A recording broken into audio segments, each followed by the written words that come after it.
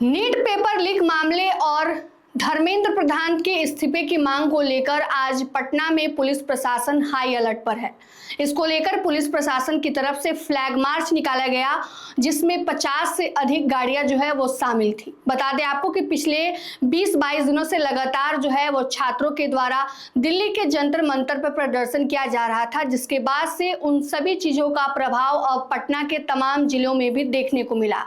इससे जुड़ी हुई खबरें आपको हम पहले ही बता चुके हैं और ऐसे में आज इन तमाम घटनाओं को लेकर जो है आज पुलिस प्रशासन अलर्ट पर है और उन्होंने इसको लेकर फ्लैग मार्च निकाला था।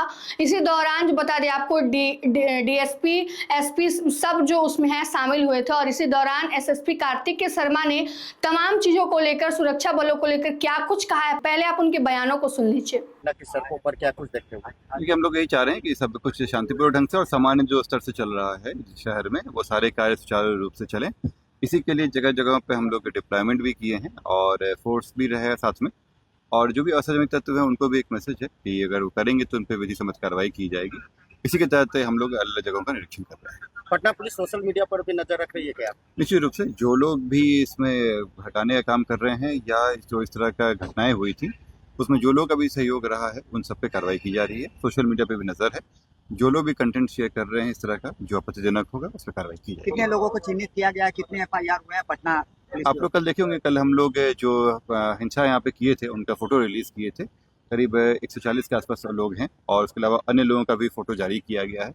आप लोगों के द्वारा अपील भी है कि उनके बारे में जो इन्फॉर्मेशन मिले उस नंबर पे बताएं, ताकि जो स्टूडेंट के नाम पे जो असामाजिक तत्व घूम रहे हैं उनकी पर्दाफाश किया जा सके, उन पर कार्रवाई किया जा सके। तो आपने सुना किस प्रकार एसएसपी कार्तिक के शर्मा कह रहे हैं कि सुरक्षा को मद्देनजर रखते हुए, प्रदर्शन को ध्यान में रखते हुए फ्लैग मार्च निकाला गया है और तमाम उन लोगों की खोज की जा रही है, उन तमाम लोगों के खिलाफ एफआईआर दर्ज की गई है जो असामाजिक तत्व हैं और जो है वो धरना को, प्रदर्शन को जो है और उग्र बनाने में लगे हुए हैं। बता दें आपको कि तमाम जिलों के पुलिस के द्वारा जो है वो नोटिस जारी कर दिया गया है, तमाम लोगों के फोटो भी जो है वो जारी कर दिए गए हैं और उसके बाद से उन लोगों की खोज के लिए इनाम की राशि भी तय की गई है। 10,000 रुपए की राशि की जो है वो घोषणा की गई है, जो उनके बारे में बताता है उसको दिया जाएगा। साथ ही साथ उन जो उस व्यक्ति के नाम का बताते हैं उनके भी नाम को जो है वो गोपनीय रखा जाएगा।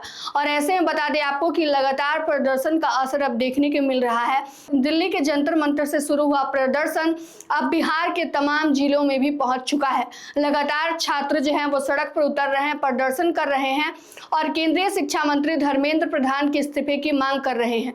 इस दौरान यह काफी आंदोलन जो है आक्रोशित हो गया था। पुलिसों के द्वारा जो है वह छात्रों पर लाठी चार्ज किया गया, आंसू गैस के गोले फेंके गए, वाटर कैनिंग के द्वारा उनके ऊपर पानी बरसाया गया और इस दौरान कई पुलिसकर्मी भी जो है घायल हुए हैं। लेकिन बता दें आपको कि अब पटना में इन तमाम चीजों की सुरक्षा व्यवस्था को लेकर, प्रदर्शन को लेकर जो है अब पुलिस हाई अलर्ट पर आ चुकी है और आज फ्लैग मार्च निकाला गया जिसमें 50 से अधिक गाड़ियां शामिल हुई थी।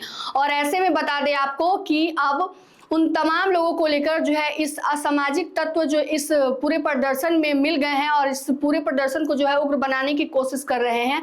प्रशासन उनके खिलाफ अब सख्त हो गई है और उन लोगों को खोजने के लिए उनके ऊपर जो है एफआईआर दर्ज की गई है और उन लोगों के फोटो को भी जो सोशल मीडिया पर जारी किया गया और कहा गया है कि जल्द से जल्द तमाम लोग भी इनको पकड़वाने में पुलिस प्रशासन की मदद कर सकते हैं। इसको लेकर आज फ्लैग मार्च निकाला गया। फिलहाल इस खबर में इतना ही। तमाम अपडेट के लिए जुड़े रहिए हमसे और देखते रहिए मगही न्यूज। धन्यवाद।